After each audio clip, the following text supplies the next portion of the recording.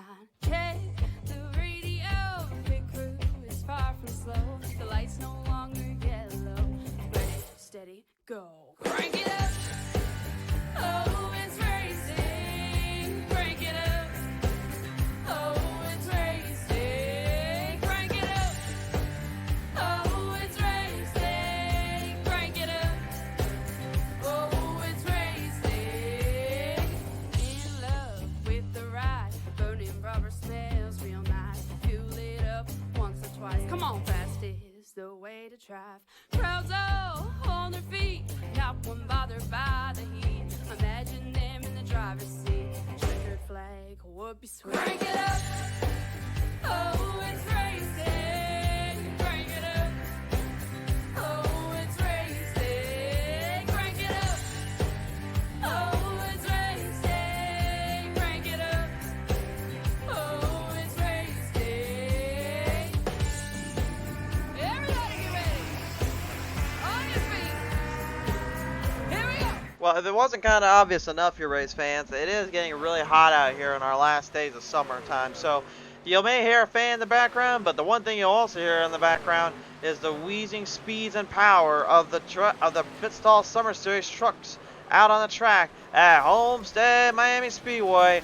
Ladies and gentlemen, welcome to Homestead, Florida, and tonight's showcase of the Pit Stall Summer Series live on the track here at the high-banked, high-speed, heat-infested, tire-wearing destruction track known as Homestead Miami Speedway. Hi, good everyone. I'm the Exciter Christian Shrine joining you guys here today here as we are getting settled up on our end right now for the call today. Our drivers are currently settling themselves down on the track and getting settled in for tonight's action.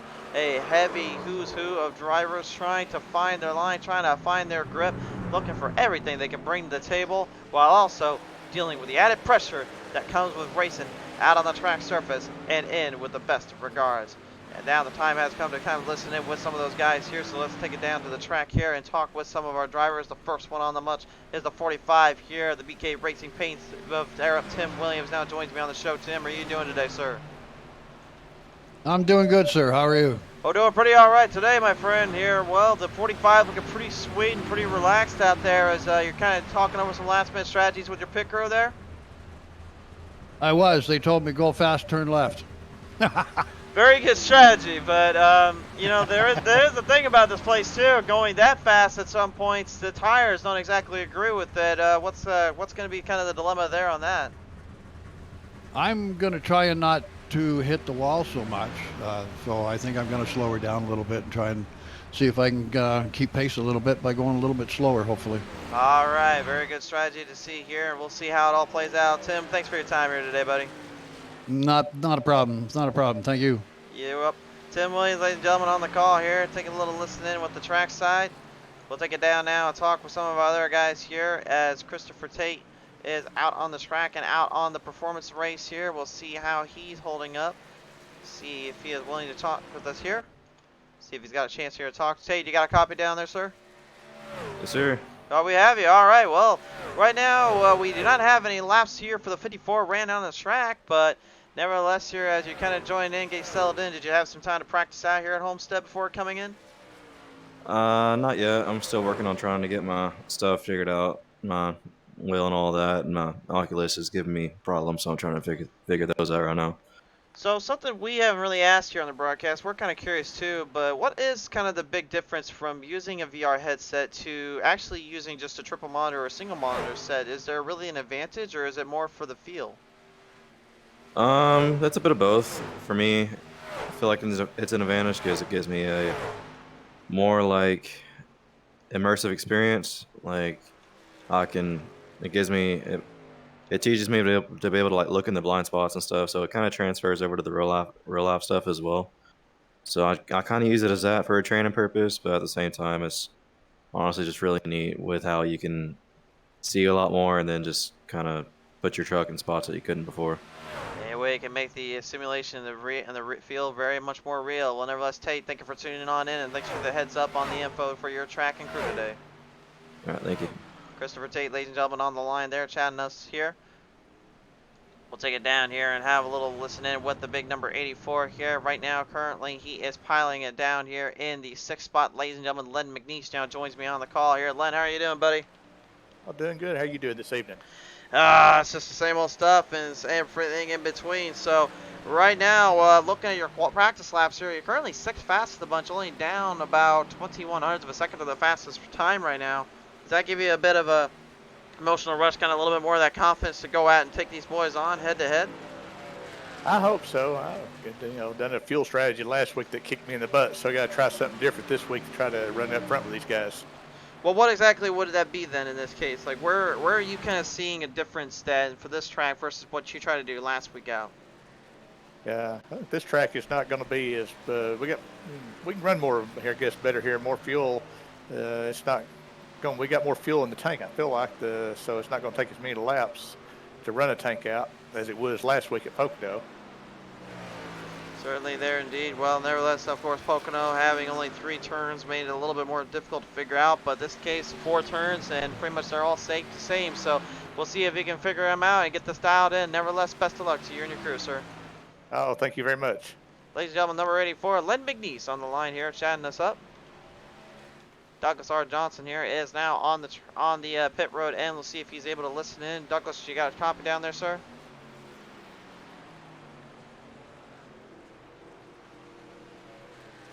You got a copy down there, Douglas?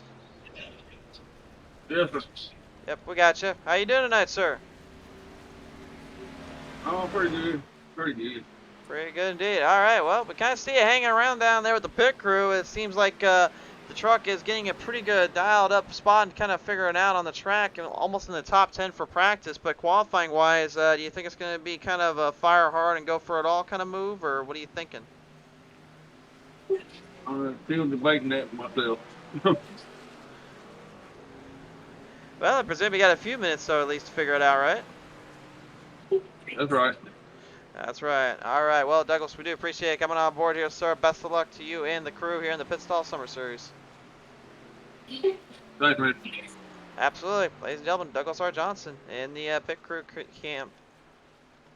Currently getting himself riled up and ready to go here for the action. The driver behind him, though, is in that big number 9. Let's see how Corey Coy is doing here. Corey, you got a copy down there? Corey, you got a copy? Nope, no copy on the number 9 here, so we will leave him be, kind of leave him out for now. Let's see if DJ Mitzel has a copy down there in the 61, the Skull Camp. DJ, got a copy?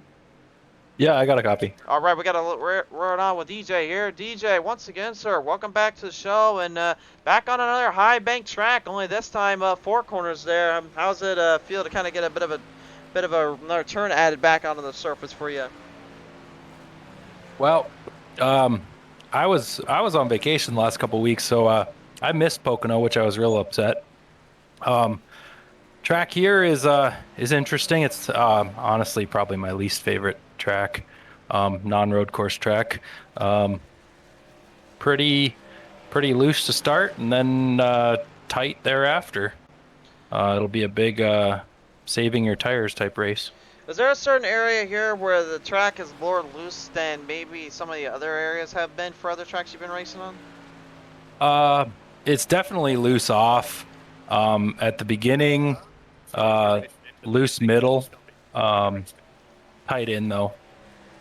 Loose off, tight in. All right. Well, nevertheless, DJ, you certainly got your hands full and some work around the track. Nevertheless, best of luck to you and the crew as we enter into the qualifying. Thank you.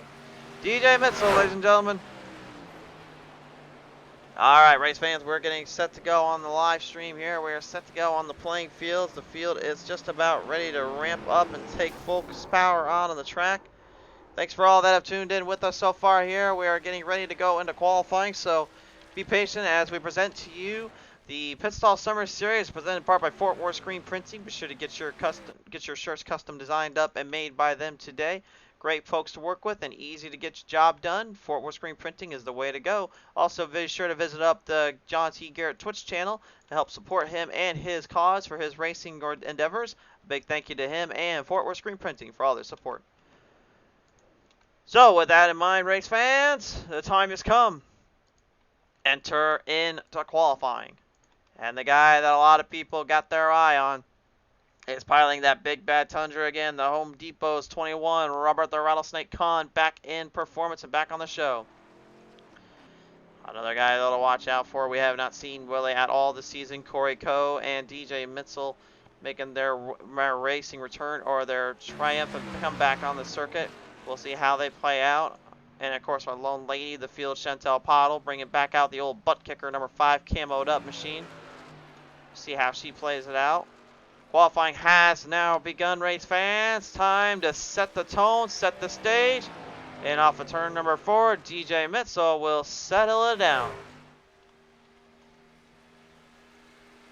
Looks like he's going to opt towards the bottom. He's going to try to shrink the track line down, shorten it off. You can see him running that white line. That's exactly where you need to get the most speed. But here's the toughest part of the track, the exits off of turn number 2 and 4. That is going to be their worst exit and their worst turns they're going to deal with all season round.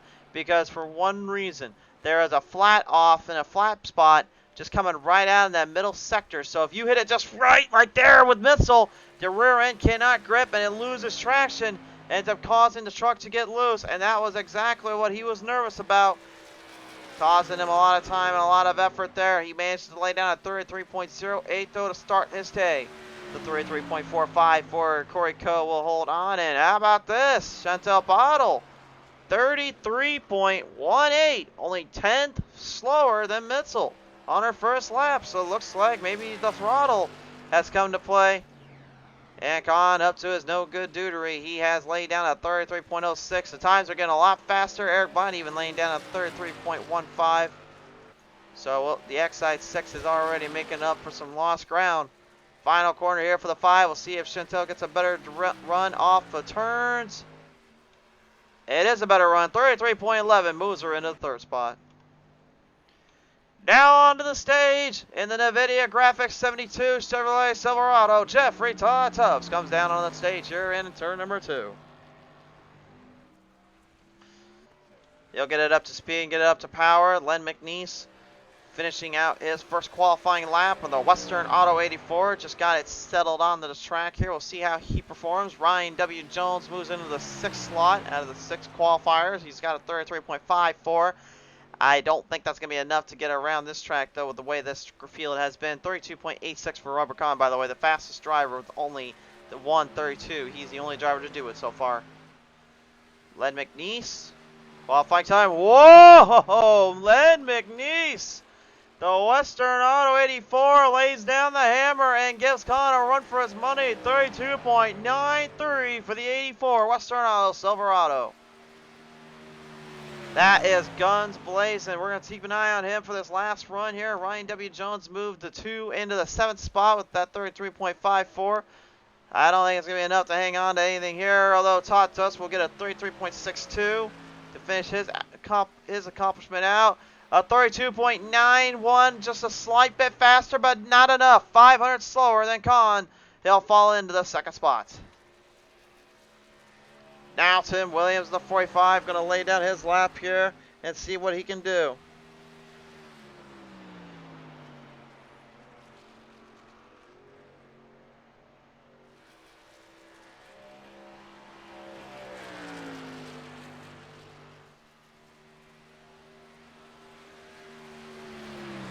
Tim Williams laying down a 32.97, 3rd fastest, and only the 3rd driver to land it in the 32s. Gonna go for a good run off turn 4, though. That's not gonna help him into the wall protection, and that lap will not count. Doesn't matter if it's faster or not, the lap is not to be counted. So he'll have to stick with the 32.97 and stay in the 3rd spot. John Garrett now, and that's it. Parrott 66 Fort Worth screen printing Silverado brings it to the stage. John Garrett now will look to bring out the speed, bring out the power, and see what he's got at stake and on full bore. He's going to send to the outside. Looks like he's going to try something different here. This first lap will not be his fastest, I guarantee you. He'll be a little bit slower. It looks like he's trying to build up some speed by taking it to the outside. Now to the bottom. He kicks up all that momentum. The RPMs are high. Can he keep it on all 4s, though? This is the corner that's got bitten some drivers before. Doesn't bite the 66. Garrett will hang on. Morosco, Michael Taylor, and Derek Paulson are now on the track. Dustin Franklin, his teammate, has laid down a 47, or excuse me, a 33.06, so he'll be in the 47, so that will be his time. Garrett's time, a little tight off of turn 4, and that's going to cost him 33.10 here for John Garrett, Franklin, and Morosco, taking 4th and 5th, respectfully. Morosco and the number 13, trying to be like an old Roscoe P. Coltrane and get around these, and get around the track, and get around the town, and make sure they know who's boss.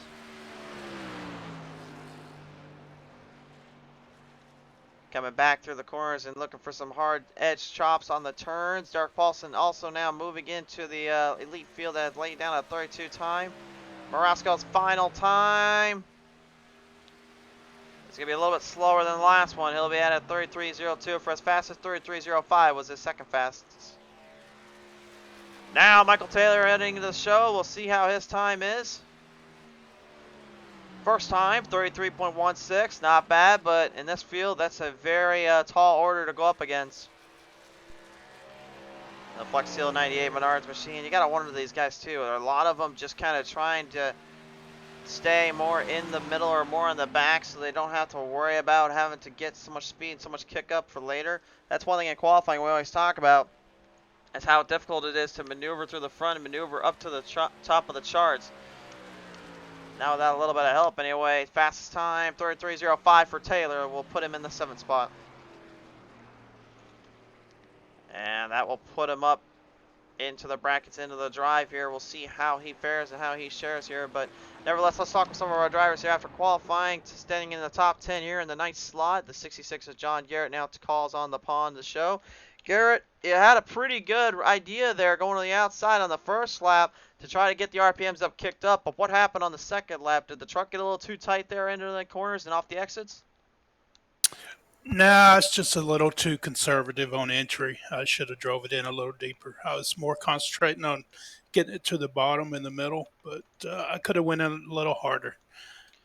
Now going in a little bit harder too. I know there was a lot of angles to really kind of hit up on this track, really take full control of. But now that you have to start where you are in position with the 19 truck field, I mean, I'll ask you this: do you think maybe you can kind of use some strategy to get back up to the front and maybe take some of these boys on, or what do you think is going to have to go down today to get this one in the top 5 or a winner's circle? Yeah, as usual, it's a tire game if it goes green. So you just try not to burn them off too early because you can really burn them up here real easy. So I'll just do my usual and play it cool and try to be there at the end. For sure there. All right. Well, nevertheless, though, we appreciate you coming on board here, Garrett. Best of luck to you and the crew. All right. Appreciate it. Ladies and gentlemen, John Garrett here in the 66 having a little chat with us. We'll listen in now with his teammate, Dustin Franklin, number 47. Dustin, how are you doing today, sir? I'm doing well. How about yourself? Doing pretty good. Well, Franklin, you had a top 5 qualifying time here as one of the only other drivers that are coming out. Not Nicholas Akier is on the clock, but nevertheless, with your time, you almost seemed like compared to your teammate, you had pretty much kind of nothing to lose and went for all there. Didn't quite land in the 32s, but a 33 flat's pretty nothing to sneeze at, isn't it? Oh yeah, definitely. I was surprised. It's a track that I run that often. I should definitely get after it more. But I was surprised for running that lap by myself there. It was tight on the first one, but I was able to keep it wound up top and ran a decent second lap. So with that set in stone here as well, the qualifying obviously is not going to really reprimand like what you guys are going to plan on doing here in the actual race. So where is the Pacific line do you think a lot of these drivers are going to try to go for, they're going to try to aim for in your mind? I think a lot of the fast guys, the top 3, are probably going to stay at the top of the track. I'm not that brave to probably stay up there most of the time, so you'll probably see me trying to stay at the bottom of the track if possible. And if I'm moving up top, I'm in trouble for sure.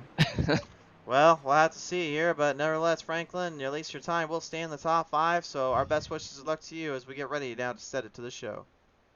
Thank you, sir. Appreciate you. Enjoy. Absolutely. Ladies and gentlemen, number 47, Dustin Franklin on the call and on the march. Dodd Poston going to try to get one lap around the track, but qualifying has come to an end, so unfortunately that's not going to happen. Your qualifying stage has been set. Race fans, it is time to take a look at the Summer Series here at Homestead, Miami, presented in part by Fort Worth Screen Printing. And your pit stall grid, lines them up like this. In the 21, Robert Kahn is the number 1 seed. It is outside. It is the 17, Derek Paulson. Run number 2, it is Len McNeese in the 84. It is outside. Will be the 45, Tim Williams. Run number 3 is going to be the 47, Dustin Franklin. It is outside. It is the number 13, Ty Marasco. Run number 4, Michael Taylor in the 98 is outside. Will pilot the 61, DJ Metzel. Row number 5, it is John T. Garrett in the number 66 is outside. It is the throttle Chantel Bottle in the 5. And row number 6, it is Eric Blount in the 6th. It is outside Corey Coe in the number 9. Row number 7 then pilots the 72 Jeffrey Todd Tufts is outside the big 2 Ryan W. Jones. Row number 8 is the 16 Nicholas Alquier is outside. Will be the 54 Christopher Tate. And row number 9, the 388 is Douglas R. Johnson. It is outside. The 292 is Michael E. Campbell. And finally, row 10, Stephen Herman in the 711 and the 51, Todd Poston. Race fans here at Homestead Miami Speedway, you guys ask for a show. You guys ask for a lineup. You ask for a race. Well, how about this one? It's time to go big and go for broke. Here at Homestead Miami Speedway, 100 laps to the distance. It's time to set the stage.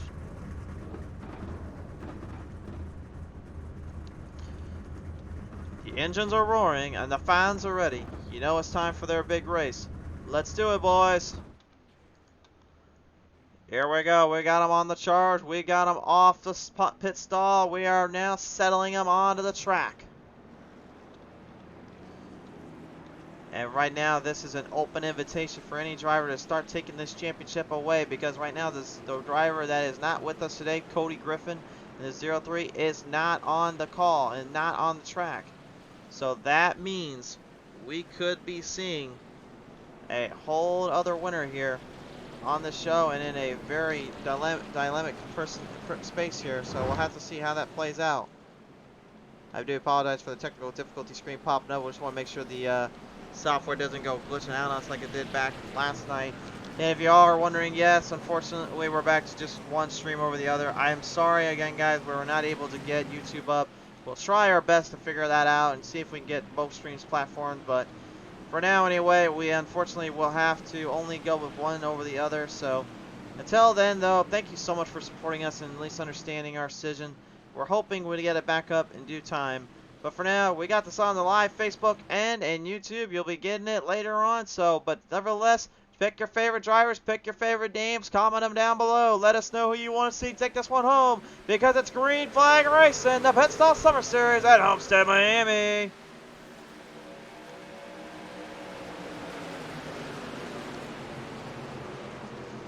Well, we'll lead them off the charge here with all trouble already. Big trouble after turn number 1. Multiple drivers involved.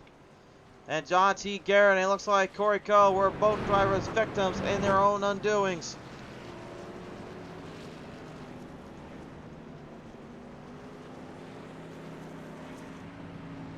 Well, Michael Taylor also in that little hiccup there, and they only have one fast repair to use, so I have no idea what the heck they're even going to be able to do with there. Let's take a look at the replay, find out what happened though.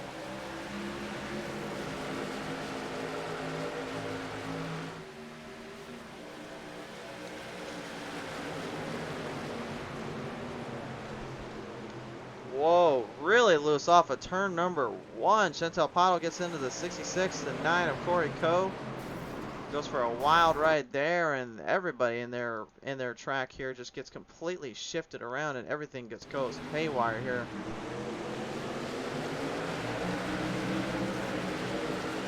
Yeah, I'm not sure what happened here, honestly. It looked like everything was pretty good. You see John Garrett, he had a good run going on the bottom. Even Tim Williams there was loose, and everyone else just completely sent on packing around. Take a look at Tim Williams here, because that's where a huge wreck ensued there as well. There's a lot of carnage up ahead of them, and I guarantee you this is not what these guys and gals had in mind here. We have an onboard camera here to look at this here as well. Cameras were rolling. Here's the camera that got the 13th time Roscoe. You can see Tim Williams just losing it off the turn. Everybody else kind of getting loose. Morasco loses it. Michael Taylor gets clipped. believe Chantel Pottle also got kind of in that mix up there a little bit. She didn't come out clean of it either, and actually blew a motor.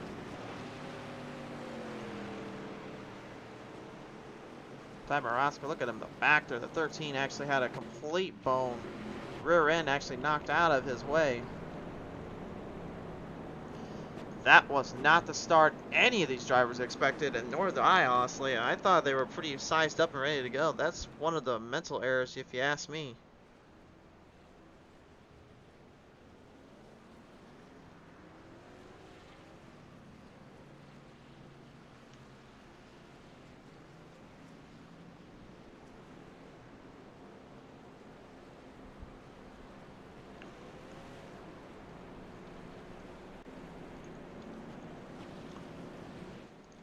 So, not a good start, and I'm not trying to be mean to anybody or anything like that, but frankly, that was a bad start for everybody involved there. No one getting their grip or getting the tires in the way they should have, in my opinion. They're going to have to really get a better idea on these starts how difficult this is going to be, because this is a long drive and a long fight, to say the least.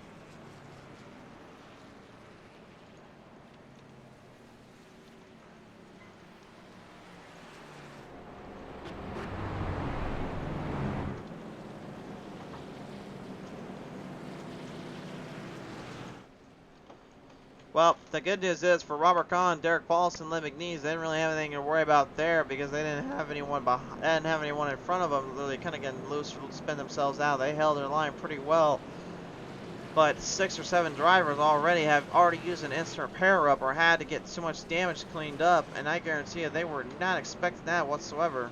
Corey Coe, one of the only guys that's going to keep the truck cleaned up and like that. Nicholas Acquier currently had a little bit of trouble there as well, so he's currently having to try to get his lap back. Christopher Tate, clean as a whistle. Corey Coe again in that wreck there out of the gate. Definitely not what he was expecting or what he wanted to see. We're now going to double file him up. Robert Kahn, you can see, already kind of shifting the truck around. Just wants to get the tires warmed up and get the track surface ready to go. Speaking of the track surface, let's take a look at our tracks talk today here. Presented by Fort Worth Screen Printing. Here is your track talk here for Homestead Miami Speedway. Obviously, Homestead, Florida, showcasing this track and its area and landscape. The weather here, well, if you can believe it, it's only 74 degrees out here. Very, very clean and cool. The humidity, though, is a little higher than usual, about 21%. That definitely makes things a little bit more difficult to get around. So the track itself, only about, say, 74 degrees in total on the heat. So not a bad end there. It's going to be nice. It's going to be a little bit more cooking on the tires here, though, because of the high banks and the heat that has come through. So even though the track is starting to cool off thanks to the temperatures dying down, this track is still as high banked as ever to get these tires destroyed up as much as possible. It's a tire burning track as much as it is a driver's track, so patience is going to be a very big deal here when they get further into this race, and they are very well aware of that. Off the distance back into turn number 3 and 4. Send it back to the green flag restart zone. Still got 100 laps. We need to beat in here, boys and girls. Let's get to it.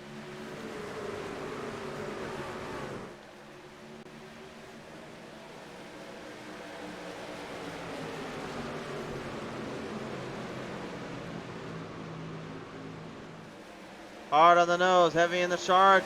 Much cleaner there. Much cleaner drive on the back straightaway. They'll send them down their way.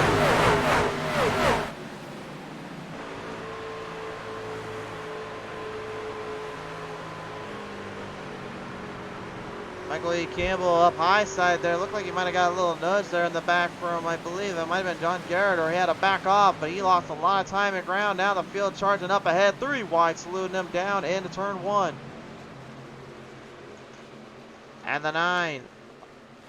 Here, that is being piloted by Nicholas Acquier. Yeah, Corey Coe has a 9 as well. Do not get them confused, though. I'll show you guys who is who and who is where in this race throughout the showcase. But right now, anyway, Corey Coe is ahead of Acquier with the lap down marker thrown at him. 3 wide, saluting though. From 3 into 4. The 84 of Len McNeese and the 61 of DJ Mitchell going at it with Todd Poston kind of hammered down behind the number 6. And for those that are not new to the show or have never been on the show before here, if you probably already know, in iRacing, yes, that is the sim stamp number they put on the trucks, but with the custom designs you can get from Trading Paints, that they actually have made a bit of a difference maker. It'll actually allow you to run your own scheme, your own paints, jobs, and your own numbers. That is where the custom number is being put up there for Poston. So he's actually driving the 6 on our camera view, but in iRacing, they believe he's driving the 51. McNeese staying up towards the top side here, as he's heard even earlier on. Dustin Franklin said, you're going to watch the guys that are fast stay to the outside, where the guys that are quicker are going lower, a little slower, a little bit more lethargic, are going to be staying towards that bottom lane. That's exactly what you're getting right now, but from the passing zone at least, the bottom lane is where to go. Paulson is going for broke here at Robert Kahn early on. Paulson needs all the points he can get. He's looking to try to knock down the old Rattlesnake. The Rattlesnake up on the top side. Kahn trying to keep the Toyota Tundra Home Depot machine ahead of the MF Racing Design 17. The big MF for himself. Paulson trying to keep his momentum up. Swinging it towards the bottom. He's got a good drive on that bottom lane. Just needs to get the aero package to really kick in and get out of that dirty air. The biggest thing is going side by side with Kahn forces Kahn's dirty air to actually kind of roll through on his side, then slowing the truck down just a little bit more. But the good news for him is his RPMs can stay up in the charge to stay in full speed, not causing any tire wear or tire burn. But for the Halson, just doing that little move he did there ends up causing a lot more wear and tear on the right front, and that's where he does not want to give up too much time to, because if he loses that right front, turning on the outside, it's going to be extremely difficult. That's why he's trying his best to make that pass around Kahn, and he does indeed down the top side. The crossover has been initiated. He's got room, but he's staying towards the bottom. I'm surprised he's not going to where Kahn is here.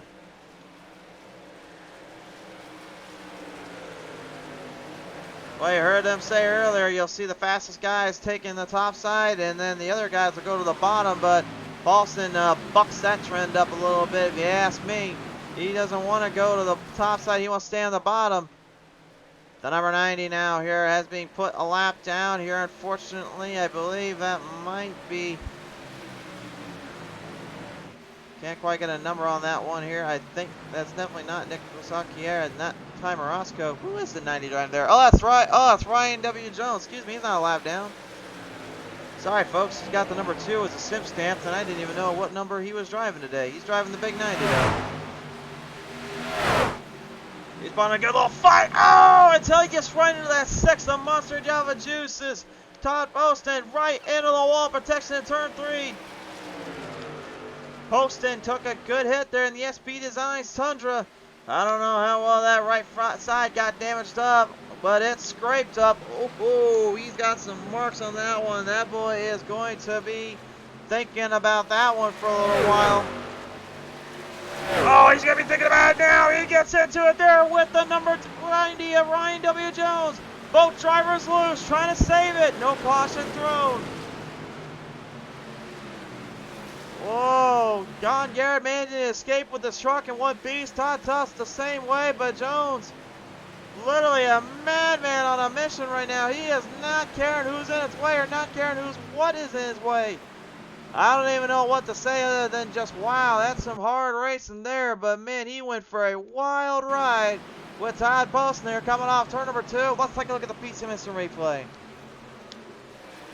One more look at it here. Watch this. Poston drives slightly up. I'm not sure if he did that on purpose or if that was just a little payback for earlier, but it didn't go his way, though, because Jones got back in the throttle and took full control of it. Poston might be regretting that decision just a little bit more, because now he's got company coming up from behind him, taking full control. The 7-Eleven Stephen Herman now mixing it up here, gone 6 spots up. He's a hard charger, not the ultimate though, as Poston has that narrowed down by just about 3 more positions with 9 up. Well, he still has a long way to go before he can get anywhere to the highest ends now after that little hit he just did.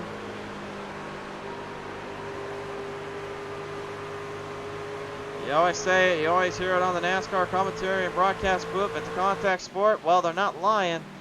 But the one thing they do not tell you enough of is just what mentally goes through a driver's mind and what mentally just makes you think about everything you do when you are on that track. It is so coherent and crazy to try to get these things dialed in as it is.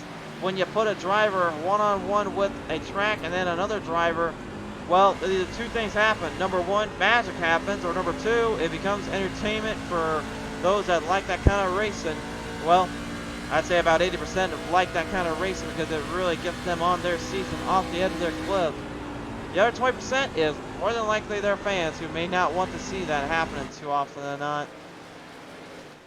Derek Paulson right now in the 17, getting a strong lead over number 21, Robert the Rattlesnake Kahn. And Kahn's slipping strategies, you heard them say earlier they were going towards the top side for speed. But the bottom line seems to be now where it's at. Kahn seems to be taking aware of that and notice.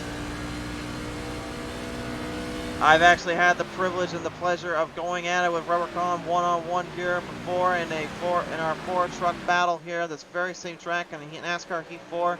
It was between me, him, and even the driver in that 5, Chantel Bottle, in this track. I managed to take down her, but I actually lost out the championship to Kahn by a mere one position. He was able to take me actually 2 positions. The other driver, Dylan, actually beat me out that day as well. So, congrats again to him for that race, and again to the Rattlesnake for taking home that championship. But I sure definitely made things a little more interesting when I threw a block at Kahn, and I kind of ticked him off. He said, if you ever throw a block like that at me again, I'm going to end up just passing you as quick as possible. So I guess that's one thing you don't want to do in this race is make him mad. But Paulson has already kind of done that and taken away his momentum, and I don't think he's too thrilled about it. But in iRacing versus what we were doing on the arcade sim of NASCAR Heat, that's a different story, man. iRacing is an actual beast in its own right. There is no gimmies with this kind of racing. 20 laps down there here in the Summer Series, the Homestead Miami Speedway, as we go on board with Len McNeese. And you can just see how far you have got to go to that outside if you're driving up there. It's not a friendly place to visit, and there you actually see those black scrape marks. No, that's not paint they put on there. That's actually the trucks that have gone by and scrape that wall protection. Yeah, that's the actual trucks, cars, and other machines that have come through and hit that wall.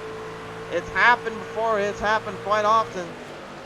They usually call it the lady in black with those kind of marks back at Darlington, but here at Homestead, we just call them the old black ripple effects. One wrong move and you clip them, and it's pretty much game over. It's a hard hit, and it's something you do not want to feel all that often. Oh, look at this now. 3 truck battle. Cross them up. We got a 3 wide slowed entering off turn 2. And the 54 Christopher Tate. Looks like he got those mechanical issues figured out. And he's got that VR headset dialed in. The big 54 is now in full control.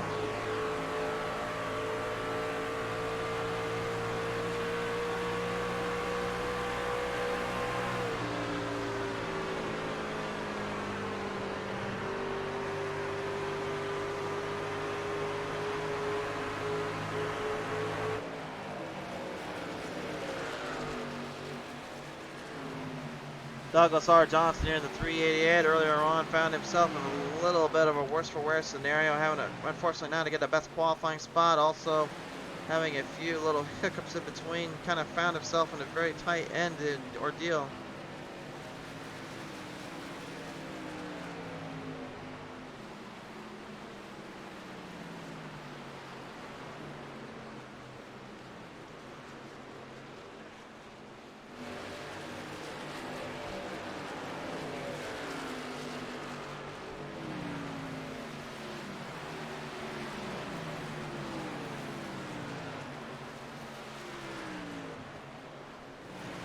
Wrangler 388 representing some awesome colors, kind of a representation to the silver ghost schemes in a way, but it's a different style fashion truck and definitely a different style design, kind of relating more towards the Intimidator's outlook and the way he made that truck look. The 66 of John T. Garrett right now currently moving his Silverado 4-bore screen printing dead paired machine right to the back there, Chantel Pottle. Remember, Pottle earlier on got loose off turn 1 and 2, actually costing Garrett a fast repair and also costing herself a fast repair by that little hit off from the gate. You gotta wonder yourselves, is Garrett maybe looking for a little bit of sweet revenge? As the old saying goes, don't plan to wreck them, just plan to make their day a little harder. Garrett has that mentality, he has that style of racing. He will do what is done of him. If they race him hard, he'll race them just as hard. Len McNeese right now is starting to slightly fade off here in the 84, and the Western Auto Machine is starting to lose ground and lose gain and power as the Throttle Pottle and Mr. Garrett is now right in the mix. And they actually have 2 more sets of laps less on their end versus what Williams and McNeese and Franklin and Colin Paulson have against Pottle, Garrett, and Mitchell. Those drivers having to go into pit road, of course, so to deal damage and fix that up. Really kind of setting the field back quite a few paces, quite a few distances here, to say the least. Yeah, for the first time this season, this has been the most ground and coverage we have seen anyone take the Ralph St. on with, but you can see that little hiccup in between. Robert Kahn now starting to take a little bit of notice on how to possibly make this a little bit harder for the 17 of Derek Paulson. Now again, it's only 1 lap, but that does not mean that Kahn hasn't done this before, where he'll kind of just lay back low, and then when the time comes, he'll strike with all his might. He's done it a lot in this truck series, and he's done it a lot in Xfinity. He even did it in Cup quite a bit. He's won multiple championship seasons here on this platform and on this show. That's why when we ever see him on the track, you always just gotta wonder yourself, well, what will he do next, and will he take another driver down?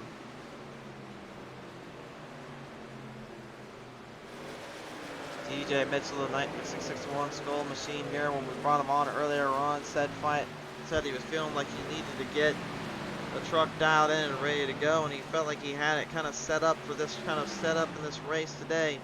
Well, I'm kind of believing it right now, because he's hanging in that top 5 right now, into the top 10 brackets. He had a run earlier on and was getting some pretty decent little speed up there, but I kind of wonder to myself, you know, again, is he going to be able to make that last long term? More often than not, do we see drivers just get a little bit ahead of themselves, and next thing you know, it just starts to get more and more crazy by the hour.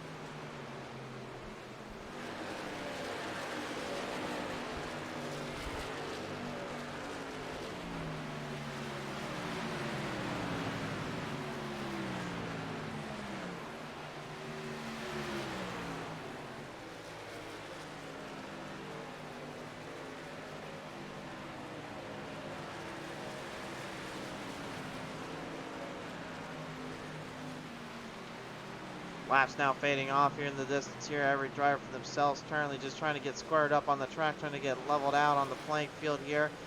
Look at Gon Garrett here battling out here with Len McNeese a little bit. Chantal Pottle falling back just a little bit more, but McNeese still hanging on to his run, still hanging on to his line here.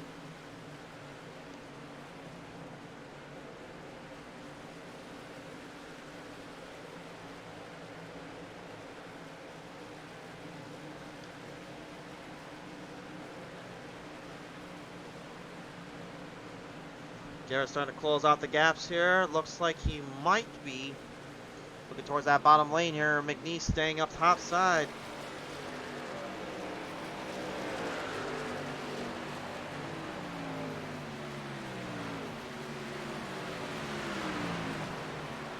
No get, no quit here. And Garrett, man, he's trying to cross him up, cross him over, but just nowhere to run and nowhere to hide. McNeese is making it extremely difficult to pass because he just won't let the RPMs off.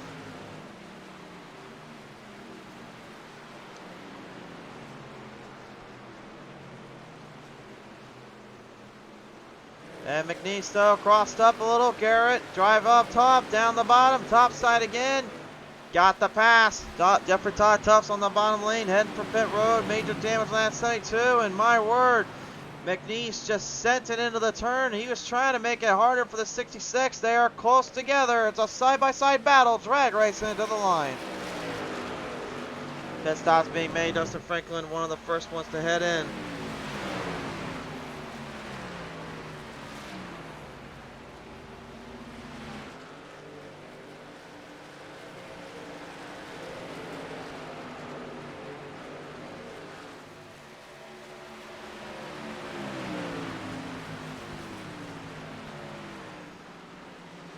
Absolutely killer performances here by all involved here, and so far it's been quite the show by many drivers here as the field starts to continue their gaps up and continue their drive off the lines here. Robert Kahn for the first, I think honestly might not have as much speed as he was hoping for with Paulson. Paulson right now, this guy is guns blazing this track right now, 4 seconds ahead. And look at the gap here on Colin. Colin said to me right before we came on, he said, this might be the track that I struggle the most on because I can't figure this place out too well. And this is exactly what we're talking about. He's lost a lot of ground, a lot of time here, and has yet to figure it out, unfortunately. As we're going to touch to a quick commercial break here, we got something to show you guys here. A caution, a little problems down there for the 72. As he came out of pit road here, it's Jeffrey Todd Tufts' front end. Too battered and damaged up. Received, I believe, the meatball flag here. For those that don't know, it's a black flag with a meatball on it. And this is when he got told that he was too damaged up. Got into the grassy plains and so was told to go bring it back in. That was the end of his day, and unfortunately would not be able to return. Tough break there for the 72. Jeffrey Todd Tufts here. We'll see if that ends up coming back to haunt him in the points race as well. As you've seen old Todd Poston there in the 6th right now, farther and farther back after his little pickups and runs he had earlier on with these guys. Really, I think he was just trying to figure out a way to get around the track as quick as possible, but then he found out how hard it is to actually make a drive when you're getting into it with people.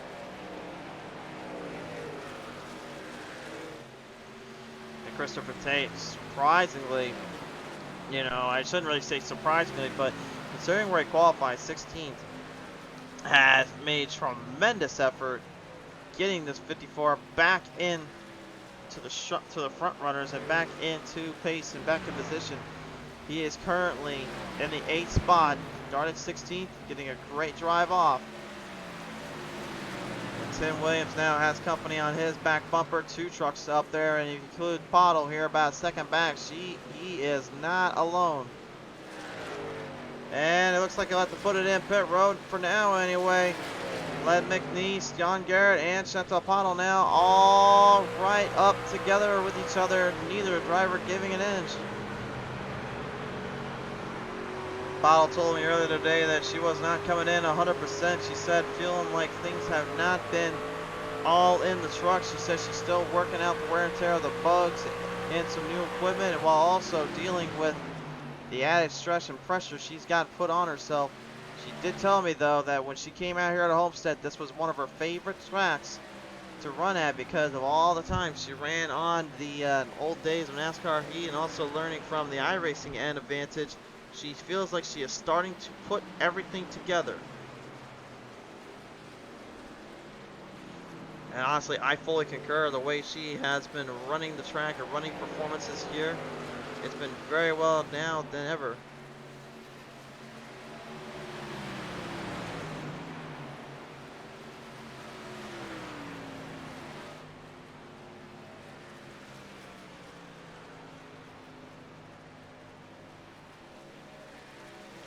Led McNeese here will put it in pit road. Robert Kahn also has entered in pit road. And Paulson, the way he's looking right now, I think he wants to go to lap 50 before he heads to pit road. This is absolutely brilliant strategy and race run by Paulson, to say the least. This is the first time we have truly seen what he is doing here.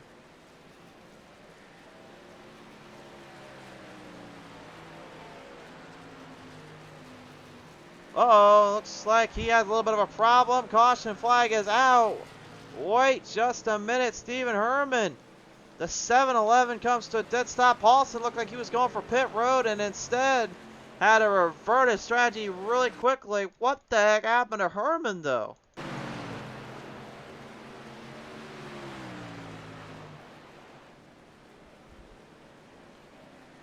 Well, here's what happened. Paulson was going for pit road. Look at this. Look at that crossover right there. Herman ends up losing it off the turn and launches to 17.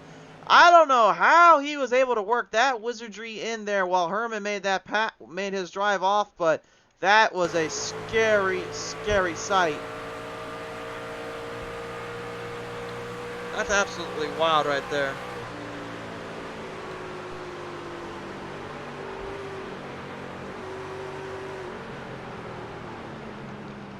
Look at this here. You can see right there, he sees he wrecks. He knows he's got to get out of pit road. He can't go to pit road. Costin's already out, so he gets out of there quickly. And that move right there might have actually just saved, Tim might have actually just saved the race for Derek Paulson. I don't know, but that was extremely close to losing everything by that one little hiccup there. And the 7-Eleven, unfortunately, of Stephen Herman will be stuck in pit road for a while. Tim Lee comes on board saying, looks like another good race. I'll be back next week. Tim, thanks for coming on board and having us on the show here, sir. Paulson's out first, and, you know, that's going to really give a lot of trouble here to that rattlesnake Robert Kahn, because he's going to have to go literally a lap back and then have to deal with the added pressure of the other drivers behind him. That was a horrible, horrible break for everyone that was trying to get into pit road and get in and out. And only John Garrett, Christopher Tate, Dustin Franklin, Chantal Pottle were able to escape with that run. What a wild, wild set of circumstances now we are on here, ladies and gentlemen. Those that are ahead right now currently need to figure out their pit road strategy and figure out if they're going to even get their lap back. Those that go in now are not for sure going to be getting their laps whatsoever back here. They're going to have to hope for a lucky dog and some help here. Tim Williams going to get the lucky dog at least. He'll get that, put it back in there.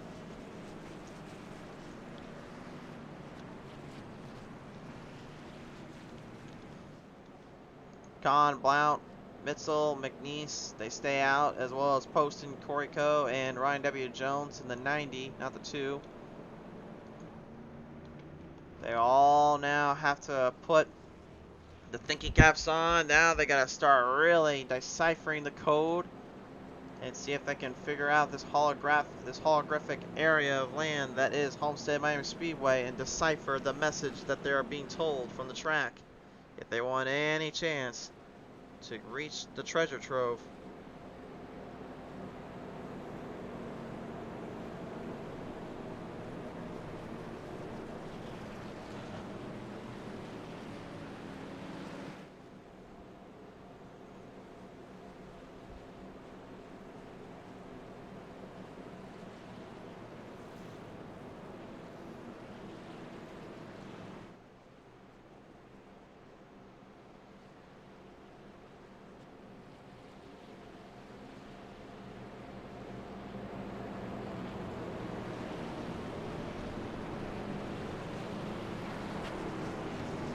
Well, lights are off on the caution car and on the track, which means we're heading down to the run.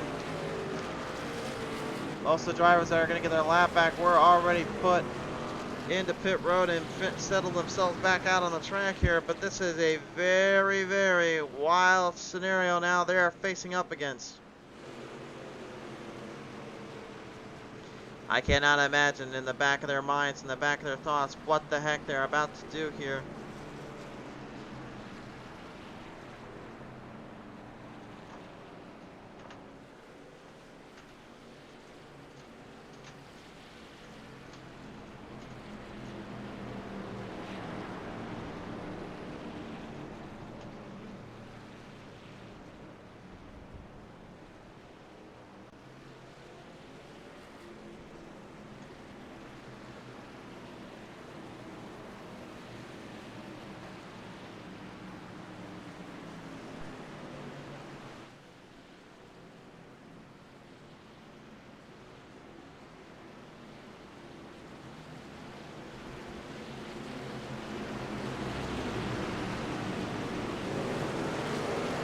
Onto the green flag restart zone. We fire him back down. We're back underway.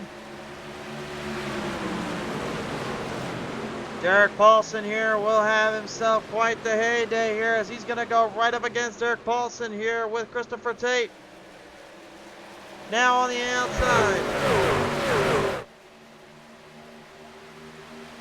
Straight shootout in through Garrett and Pottle back at it with one another here. The 485 of Tim Williams and Robert Kahn, one on the lead lap, one not. Guess which one's which? And guess which one's going to take the race lead away here? Look out on the top side. Here comes Tate. This is the first time we've seen Christopher Tate make up boots to a fight and a drive to survive. Paulson is trying to hang on down to the bottom lane. They send it down the backstretch. Remember, this is the exact same strategy Paulson used earlier on Kahn. And he knows what comes next. If he can take down Tate, though, this could be an interesting drive, but this is a different strategy here by Tate. Look at him driving it in the middle, forcing the run of Paulson, getting trapped in between. Garrett right in the mix of it, watching from behind also, trying to get some drive off into the corners and stay with them. Both guys still back and forth, neither one leaving their sights, leaving their minds. This is the hard racing we love to see.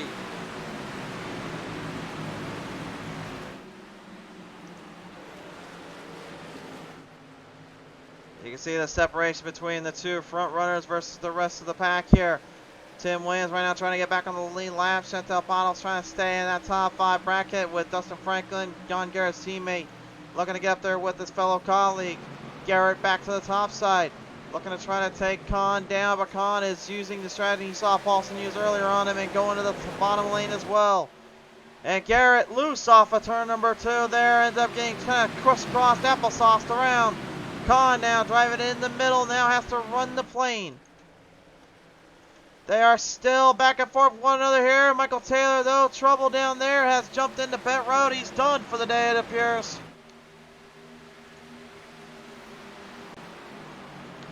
Halfway completed.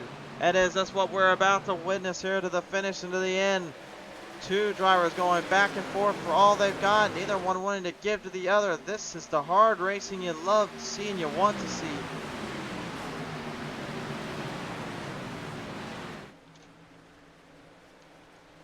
Tate looks like he might be fading just a slight bit, just a smidge. That's not what he needs to see. That's not what he wants to know.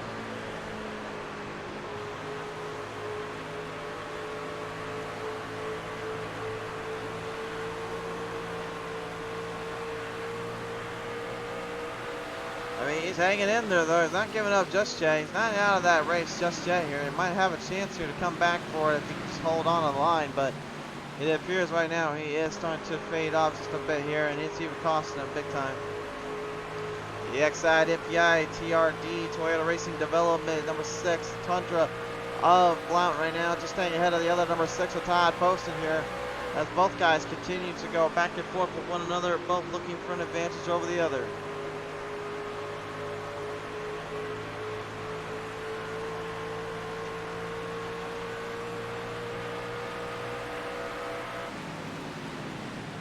Still a lot of open area to go. Still a lot of open planes to work around here. Look at the number 61 Skull Machine of DJ Mitchell taking it right to Dustin Franklin, the 47. Franklin's able to hold down. Len McNeese almost losing it off of turn number 4's exit there in the 84 Western Auto. Slightly losing some of that ground and power he had earlier. It was some ground and pound and he was doing on these drivers, but when that caution flag came out, I don't think he really was expecting the way that played out, the way that kind of came off to him. He knows now this could be a very much harder race to have to work around and figure out speed too and control and consistency. Back on board here, Paulson. And you see what he's doing right now with the drivers behind him, but look at the way he is getting this truck to work right now. This is exactly what we talk about when we see the best drivers figuring it out at the right time in the right place. In the lead, fresh air, no dirty air coming in its way.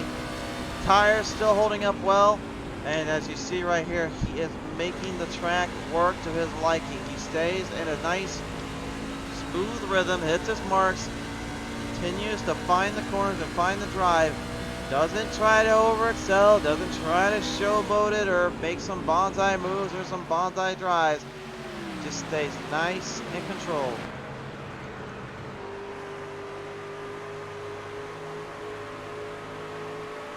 That'll sound like he was a little bit more off pace there, and like he may be clutching the truck in just a little bit as he was coming up there with Len McNeese in the background. The 84 Western Auto machine is still trying to get some ground back and some coverage on this track. Mile and a half in length there, though. That's easier said than done to get around. I can tell you that much for free. The XI 6 now up Blount. Back at it with Todd Poston in the number 6. Another back and forth affair here. Every driver really having something to showcase and something to see here on the track today.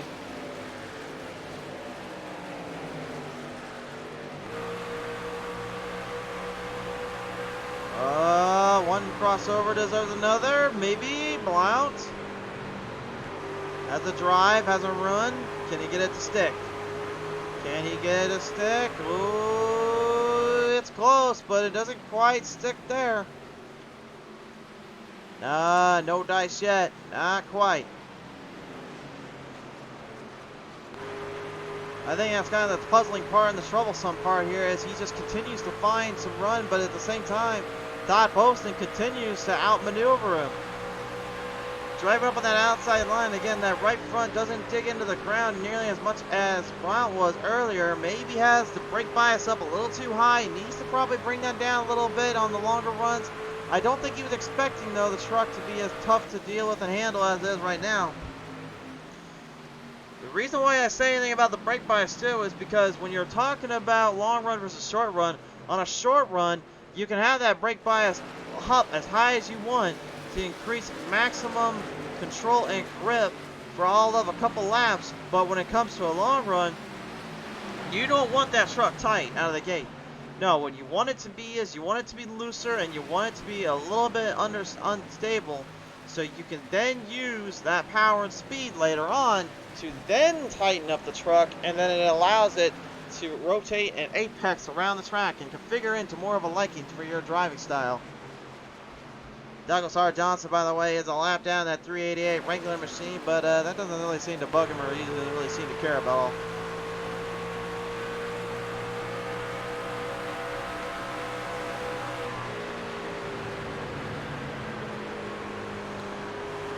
Staying right up ahead of the curve and right up ahead of the corners here, just continue to do his own thing. John Garrett has moved into the second spot now with Tate losing a lot of ground, a lot of time here, but is using the 485 of Tim Williams as a little bit of a recovery shoot, if you will. I would say as a lifeline. I'd say more if he's just a kind of a way to stop the 66 from getting too far away. So I guess you could say he's more of a parachute because he's slowing down that 66.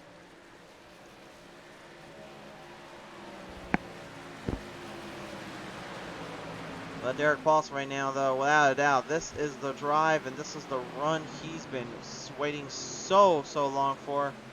The 17 has been close. He's been bad fast. He's been there before. And he's flat out said, I am just trying to get wins in when I can. And I'm trying to take control when I can. This is the first time we've been able to see him actually take full control and drive him up.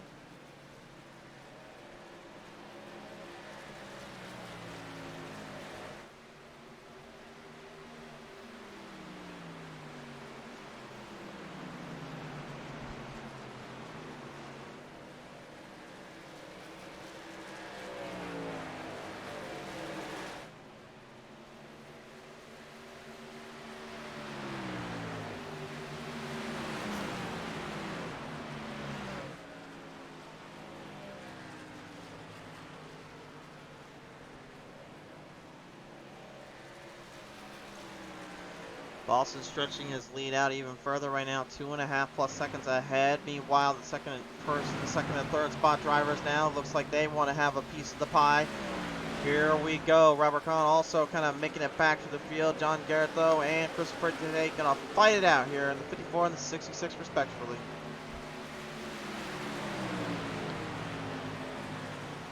Garrett having to go back on offense here. Was on defense for a little bit, but they got kind of slowed up.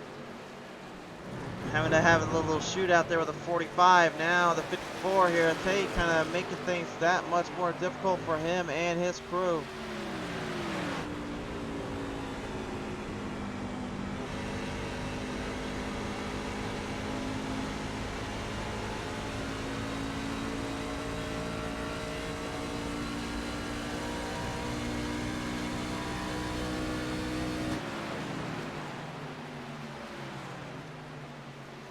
And the drive and the power these drivers have at their disposal, man, it just shows to show you how Homestead, Miami, Florida can be. Is such a beautiful place and such a beautiful landscape. Again, this place not too far up of actual Miami, Florida here. So that's kind of where the nickname comes from, Homestead, Miami. A bit of a suburb, if you will, to the Miami city itself. Beautiful land, beautiful skies. And of course the big ocean views that come from the Florida nature. Many tracks coming from Florida, of course, some high pressure, high banked ends. You may have known them as well here. Of course, Volusia Speedway comes to mind. Then of course, who can ever forget about good old Chestertown International Speedway, another very picturesque, beautiful track with a lot of history, as flagrant as Homestead, Miami Speedways in some regards. But you can never ever just beat out scenery and build, in my opinion, that Homestead can bring to the table with the Palm Beaches and this Florida-based track. It used to be where the Cup Series and Trucks and Xfinity Series would have their season championship held at for the longest time before Phoenix had taken that over. Many fans still rejoicing for a comeback tour. And to go kind of on that mindset here, my thoughts on that is I kind of like more of the idea of a rotating door between those two tracks in Homestead, Miami, and Phoenix Raceway. Phoenix is, in my opinion, not the best place to have a championship race, whereas Homestead can be if you have the right scenario and the right situation. But we haven't actually seen also the next gen Cup car actually go at it here on this track, so who's to say? Maybe that might actually be enough to change their minds or change their ideals there, but we'll have to see.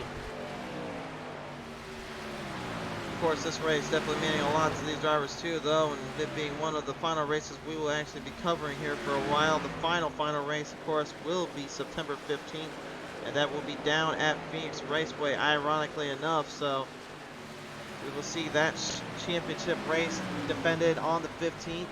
Also, before we kind of start closing out this week and closing out this race season, before we have a little bit of a hiatus, we have Atlanta Motor Speedway coming up tomorrow night here. Best Bets Racing League, bring out the trucks division. Be sure to check that out when the time comes. Also, PTM Racing League brings out the Michigan final race of the season. The Michigan 80 presented by Lightning Rafts will be on full score and full display. And then at last, Texas Motor Speedway on Tuesday night will be here on the show, so stay tuned for that. As the Venom Truck Series will go at it then and there. A lot of trucks actually on our channel here Thursday, Friday, and Tuesdays. How about that?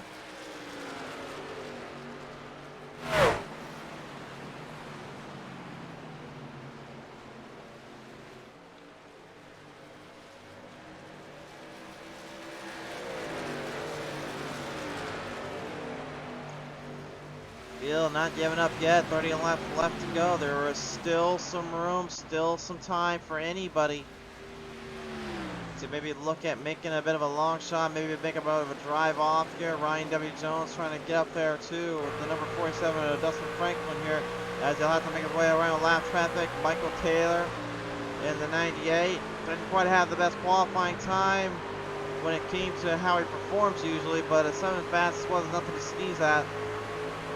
Unfortunately though, his race today has been kind of all but shortened up due to just unfortunate glaring issues and mistakes by his crew and himself actually.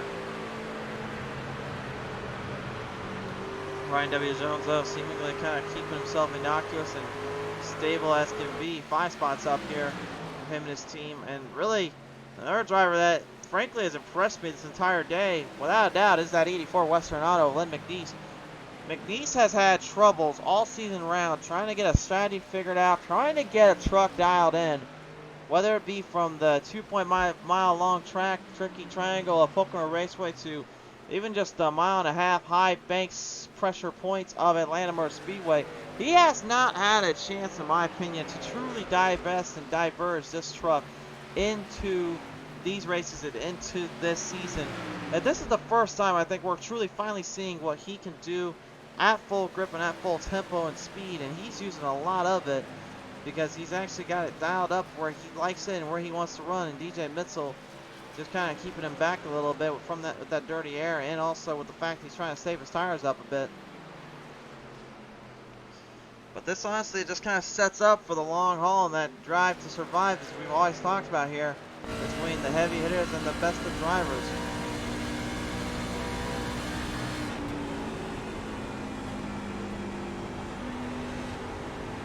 Definitely one of the best drives we've seen. The 5 Chantel Paddle come through all day on the 1.5 mile circuit. Of course, Atlanta, she had a good showing there, but I think honestly this is probably the best showing we have seen of her all season round, in my opinion, for just how difficult this track is and where she was at in position.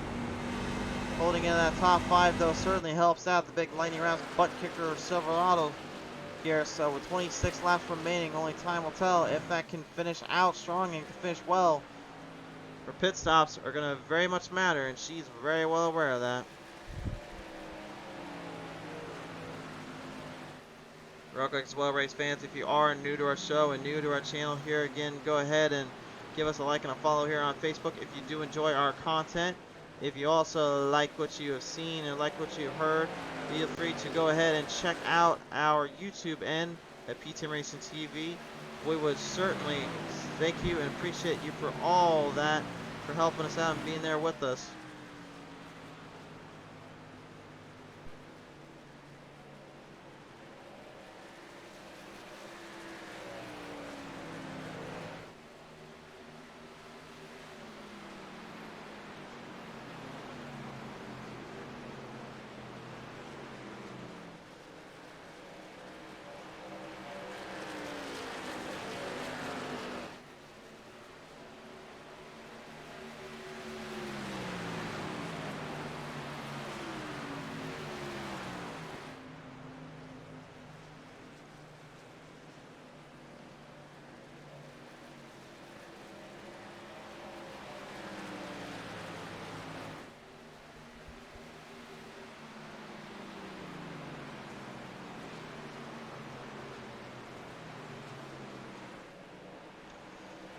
'23 will turn to 22 laps remaining this next time on by here. At 7 spots right now, currently on the lap down marker. Tim Williams, the 45 to 6 of Eric Blount, Todd Post on the other 6. Glenn McNeese in the 84, rounding out your top 10 here. McNeese currently, after being in pit road, getting squared up here. Stephen Herman once again though into the wall protection. The 711 in the Super Mario Brothers machine is going to have to serve a speeding penalty for that. That was definitely a lot faster than you're supposed to be going into pit road. John Deere in the 66, well aware of that. That's why he is taking his time to get in and out of there. Robert Kahn a little slow here. Whoa, hold on a minute. What's going on down there with the number 6, Eric Blount? A little bit of a wild ride there. Kahn almost getting completely taken out for the price of 1 there. I don't know what the heck happened there to Blount, but he about took the rattlesnake with him.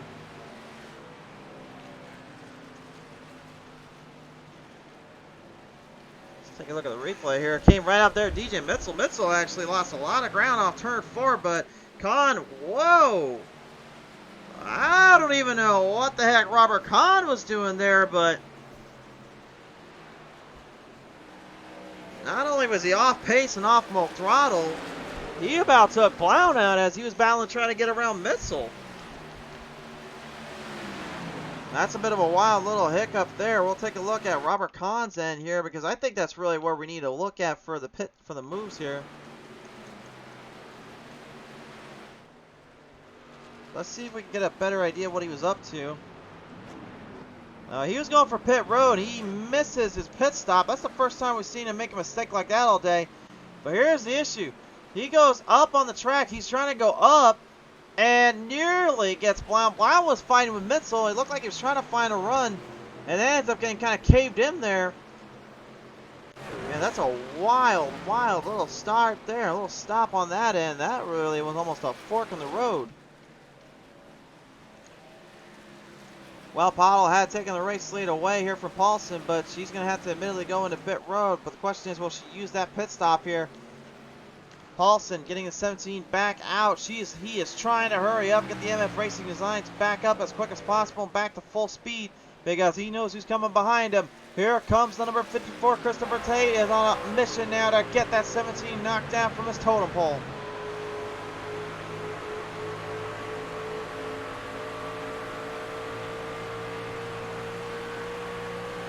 Just like that, everything getting flipped on its head and flipped on its track side here. Tate is going for everything he's got. Knows what's at stake, knows what's on the line. Paulson's trying to stay on the verge.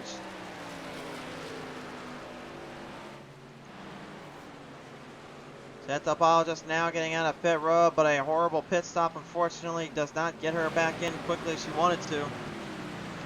She lost a lot of ground there, and I know she is not going to be too thrilled about that, but I wonder if she was just trying to save as much fuel as she could to get in this run again. Tim Williams, the BK Pace 485, going to go back a lap down already, and he's already trying to struggle to get back into this fight here. Paulson staying ahead of Tate by a good margin here. Paulson lost lots and lots of ground there to Tate, but this time now it seems like the laps are starting to favor him. We'll see here on lap 83 what that brings to him. With only 17 laps to go, this is starting to look more and more favorably for the number 17 MF Racing Designs camp. Time shows. Oh, not only did he just get gain on ground on that one, but look at the time. 32.841. Fastest time of the day. Paulson is a man on a mission.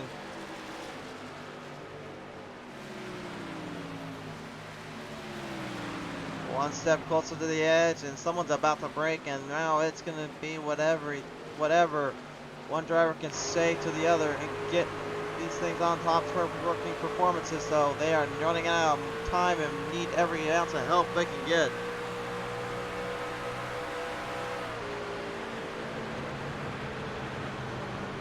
The XI number 6 Eric Blatt right now currently in the best position he's been in all season round, but now he's got even more company coming back to him as Todd Poston looking to post up a number on him here with 3 laps less on the tire wear. Blount went in on lap 67, Poston lap 70. Poston has the advantage. Down to the bottom. Here comes a Monster Energy Java Juice machine right on the spot. And the Java 6 now has taken full control of the top 5. He is 15 spots up, the hard charger of the award winners. I guarantee you that hard charger award is definitely going to mean a lot to him here, especially considering everything he's been through today. Pottle now moving back in the top 10, makes a run on the number 90 Orion W. Jones. Jones losing ground and position.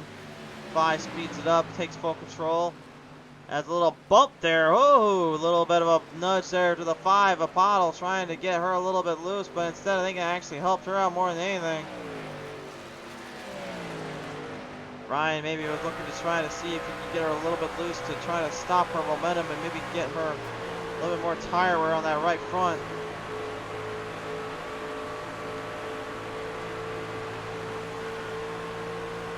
You can actually hear that little ding too that truck got off that corner. You can see that was pretty much where that black marker is. That's exactly where these drivers lift into the corner and have to lift off of to get the most amount of speed, the most amount of power, and that's exactly what they were doing there.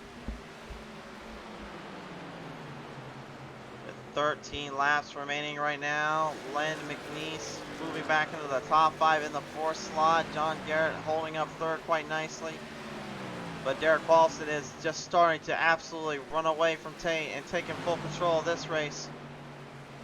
DJ Mitchell was getting caught up there by Poston, but now he's got someone even worse to deal with. Here comes the Rattlesnake again, looking to strike, slithering his way around the track.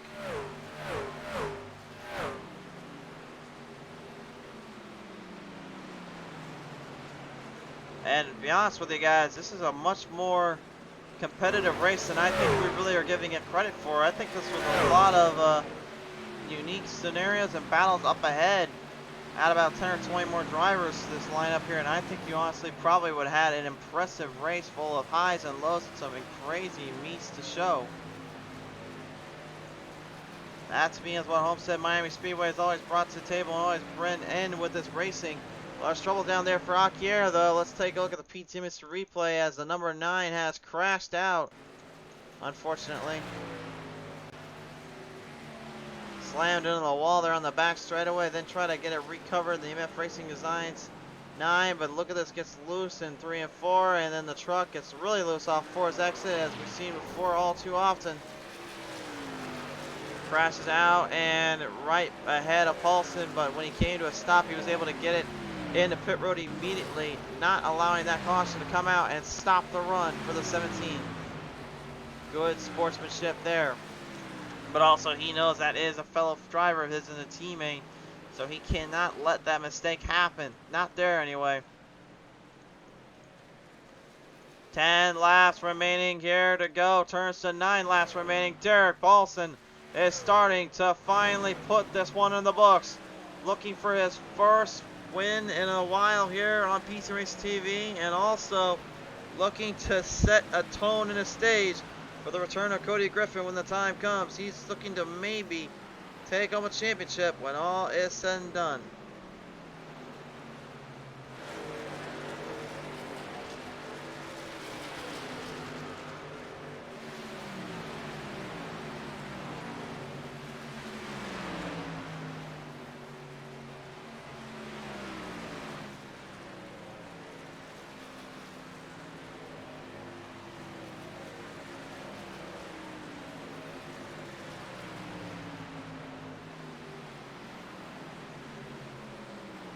DJ Mitchell also putting on an impressive performance here, in my opinion. Definitely gave it his all, his heart, his soul.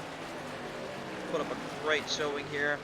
He has nothing to be ashamed of being in this top 5. I know he's definitely looking for that race win eventually here, but Mitchell taking it to the likes of even the rattlesnake Robert Kahn right now, who she's keeping behind him, and taking a good drive off in the distances. I think honestly that is worth the price of admission for him and his team, and I think he's got to be extremely happy about that.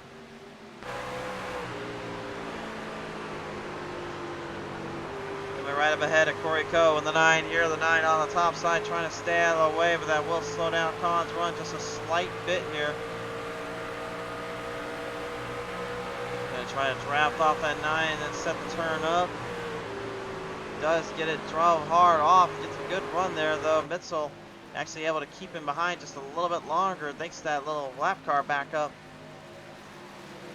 You have to back the turns up a little bit more like that, you just lose all that momentum and ground you were carrying through. Remember, with the 550 horsepower package, you definitely need to keep all the RPMs up as high as possible and at full speed and full tempo to have any chance to go out of here and kind of leg up the race.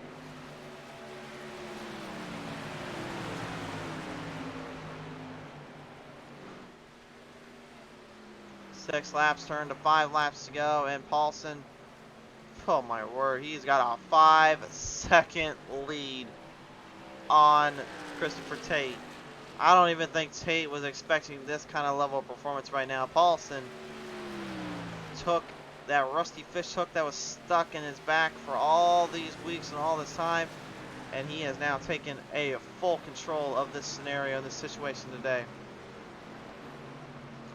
Dustin Franklin, surprisingly, I mean, in my opinion, the driver I was not expecting to kind of put in the back of the outhouse here currently. He's qualified 5th. He's fallen 5 spots into 10th. Franklin today in that Fort Worth Screen Printing Twitch channel, Dustin F. 47 just did not figure it out. He had a great qualifying run, but he did not keep it the same as he was in the actual race run. And take a look at this now. Kahn has now not only took a Mitchell spot, but he's looking for a McNeese spot as well. McNeese is in 4th, looking to get 1 leg up, and it looks like Mitchell might be drafting off Kahn here, trying to get there with McNeese. Maybe take 2 for the price of 1. It's going to be a 3-truck battle with 3 laps to go here, coming on the line.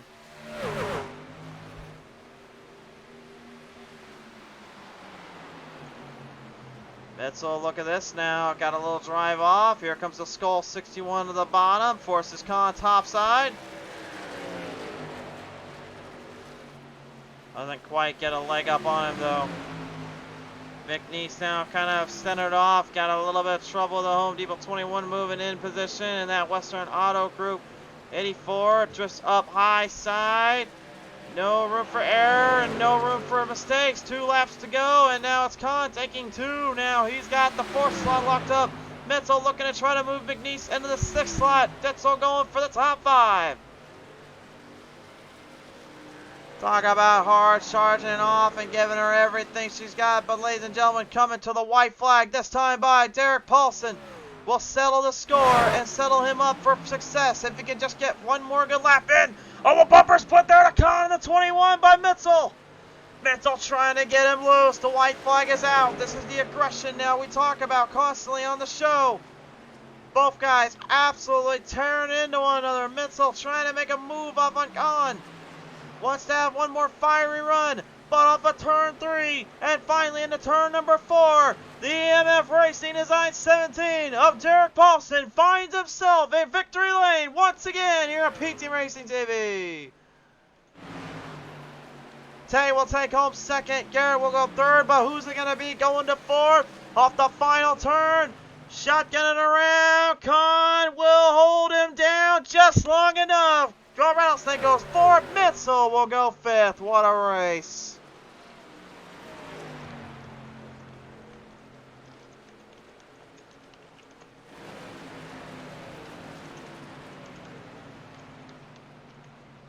How about that, race fans? You wanted some excitement, you want some great atmosphere and some runs? How about that one? Some new winners and some faces putting on a show. And Derek Paulson absolutely dominating here at Homestead Miami Speedway. What a performance by him and the crew to go at it here and go for broke at the right place and at the right time. What a race move.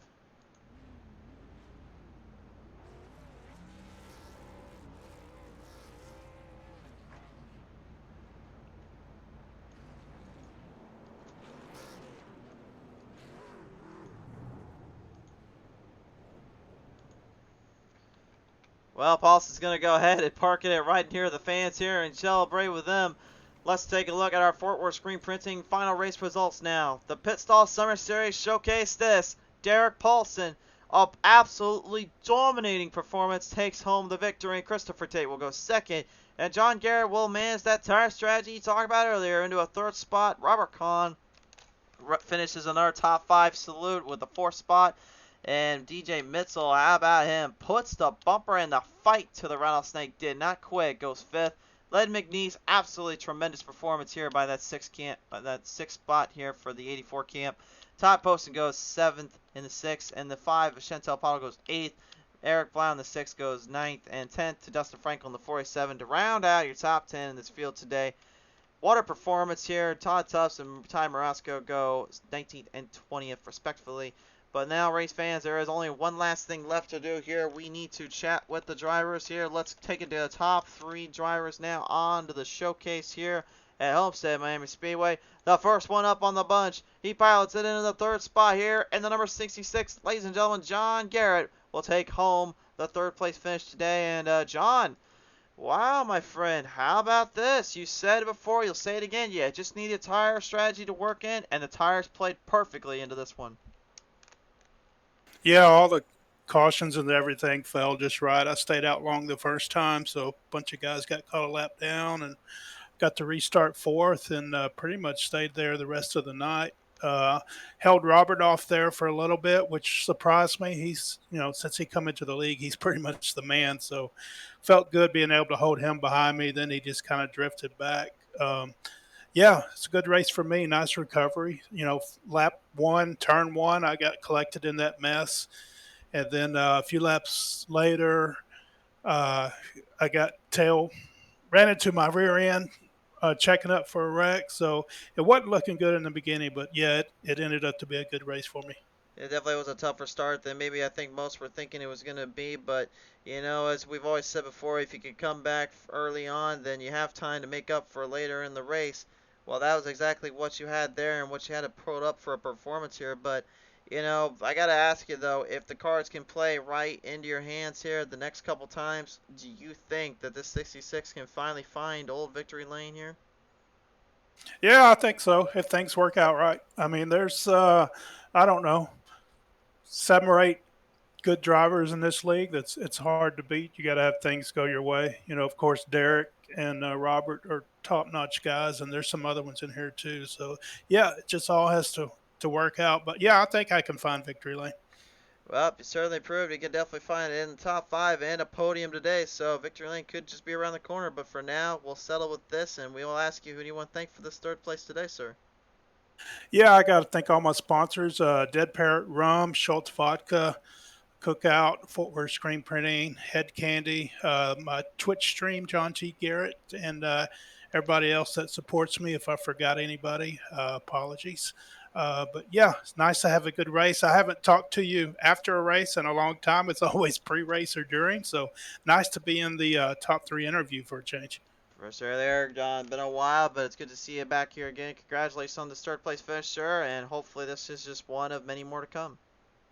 Yep, appreciate it. Thanks. Ladies and gentlemen, the 66, John Garrett, your 3rd place finisher today. Coming in the 2nd spot, the runner-up to the field here with Derek Paulson is Christopher Tate in the number 54, coming away with a solid hard charger performance and a 2nd place finish to go along with it. Tate, this was a very interesting scenario. You started in the back. You said you had mechanical problems and you had problems with some your devices you were working on to get ready for the sim today. And then now you come out here, absolutely put on a fight, put on a show, and managing to find your way around the track to get into the 2nd spot here.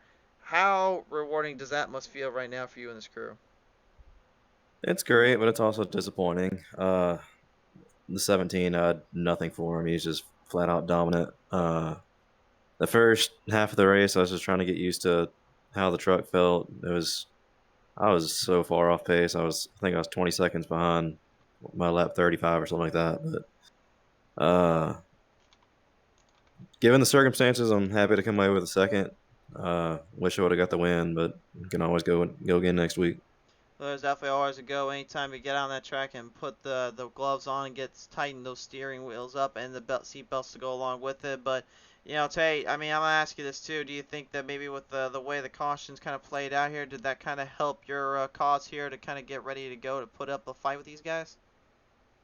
Yeah, the caution definitely helped. I had about a lap left to fuel whenever that first caution fell, and that's what really got me in the track position to be up front. I was hoping we would have got another one late. I kind of backed off there at the end, hoping we would get a late one, and hopefully that'd be a difference in tires where I can get past Derek. But he drove a hell of a race and just didn't work out. Not in this case for you, but nevertheless, Tate is still a remarkable performance. Anybody want to thank for that? Yeah, 3F Racing. Stuff coming up the works. Very happy to be working with him. Automotive Details. He's a good friend of mine. Great marketing. Great group of guys over there. Great group of friends, honestly, and surrounded by a great group of people. So looking forward to the future for myself, and can't wait to see what's coming. We can't wait to see either. We'll never let Tate. I know this one's a little disappointing, but hey, a 2nd place finish is certainly nothing to sneeze at or scoff at. Congratulations on that, sir. All right, thanks. 2nd place finish here today for Christopher Tate. Emotions running high, unfortunately. Unable to take down the man we chat with now. He goes full bore, sends it to victory lane. Welcome back, Derek Paulson. Been a long time coming for you, sir. Yeah, I'm glad to get the monkey off my back and finally get one. It's been a while. A lot of tough drivers in this league, and actually surprised at how well, surprised at how quick I was tonight. And yeah, the truck was on rails. Felt great. The truck was on rails, the speed was there, the power was there, and I really got to ask you this too, just how the heck did you even get this thing to drive as quick and as hard as you did with all that was under performance and all that was going on? This thing absolutely had to be on rails, and you have had to been feeling so much of that wear and tear on it, wouldn't it? Yeah, I don't. It's hard to explain, I guess. Just you got to let it roll through the corners and you know, just not step on the loud powder pedal too quickly. Otherwise, you burn up that right front. You know, truck was a little on the tighter side. You had to make sure you hit your entries good, and some other guys probably ended up burning up that right front a little more. And but yeah, I'm used to. I usually have a pretty good track record with tight setups. I don't do too bad with them. I do better with the tighter ones than the looser ones, so it kind of benefits me a little bit. But yeah, it like I said, once practice was tough. I must have been driving it too hard because I didn't think I was gonna have much after practice. But once the race started, it felt pretty good. Felt good. Cards laid in your hands quite well today, Paulson, with the race win today. Congratulations on that. Now I have to ask, who do you want to thank for it, man? I gotta thank MFRD, Michael Falk Racing Designs. Gotta thank Nick and Ty, who race with me here in the league. I gotta thank the guys, of course, who show up. It's been great to have around 20 every week. I gotta thank you there up in the booth. It's great having you broadcast the league, and I gotta thank the admins who put this on, and then again back to the drivers. Thanks for the drivers for showing up. It's a lot of good guys here that raced on Thursday nights. Certainly indeed. One of the best to take time to take down the best drivers and putting your name into that moniker. Paulson, congratulations on this race win at Homestead, sir. All right, thank you. Ladies and gentlemen, in the number 17 today, it is going to be Derek Paulson walking away with victory. What a performance. What a show, race fans. This was chaotic. This was absolutely intense.